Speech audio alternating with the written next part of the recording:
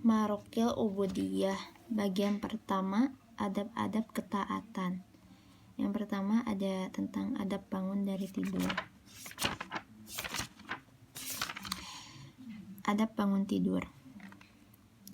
Apabila engkau bangun dari tidur dan berniat untuk menghasilkan keutamaan terbesar, maka berusahalah sekuat tenaga untuk bangun sebelum terbit fajar, supaya bisa sholat di awal waktu.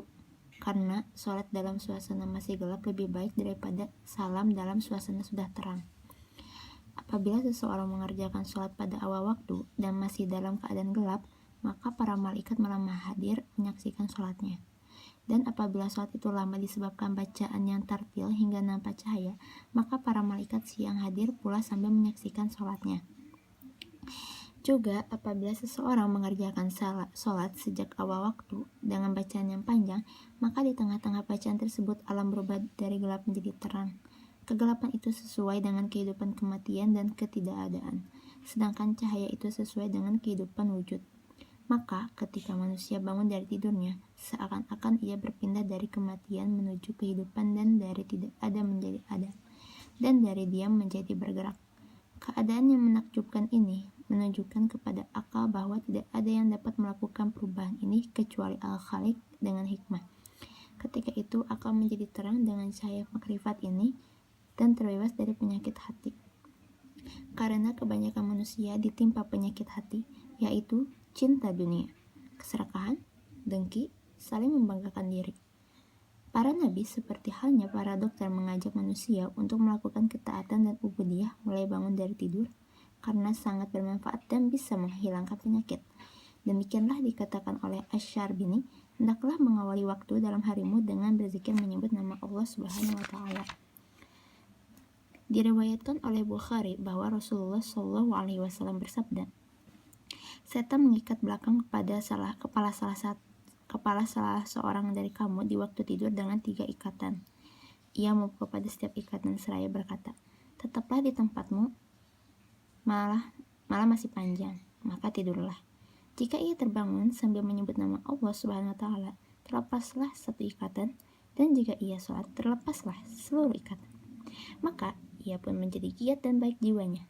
Kalau tidak, maka ia pun berjiwa buruk dan malas. Pada waktu itu, bacalah, segala puji bagi Allah yang menghidupkan kami setelah mematikan kami, dan kepadanya kami dibangkitkan dari kubur.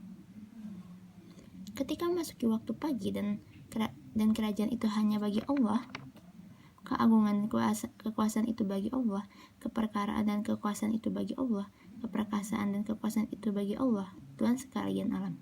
Di waktu pagi kami berada di atas agama Islam yang benar dan kalimat ikhlas syahadat, dan di atas agama Nabi dan di atas agama Nabi Muhammad SAW, serta agama bapak kita Ibrahim yang lurus sebagai orang muslim dan bukanlah ia termasuk orang-orang musyrik.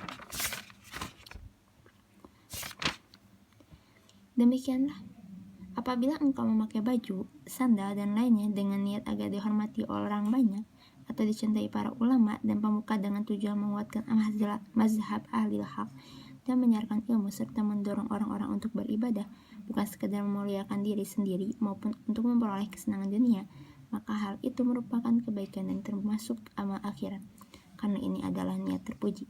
Yang demikianlah tidaklah termasuk riya, karena yang dimaksud adalah urusan akhirat, sebagaimana dikatakan oleh Al-Ghazali dalam bab riya.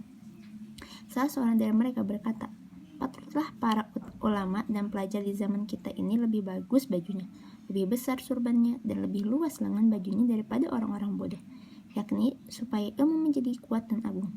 Sebagaimana dikatakan oleh Abi Hanifah kepada para pengikutnya, besarkanlah surbanmu dan luaskanlah lengan bajumu supaya orang-orang tidak meremehkan ilmu dan ahlinya.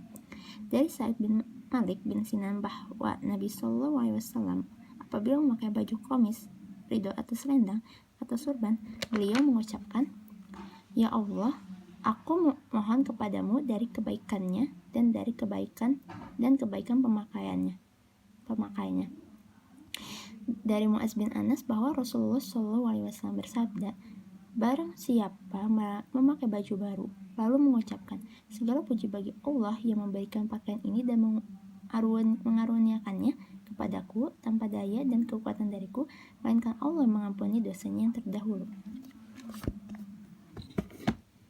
Wassalamualaikum warahmatullahi wabarakatuh.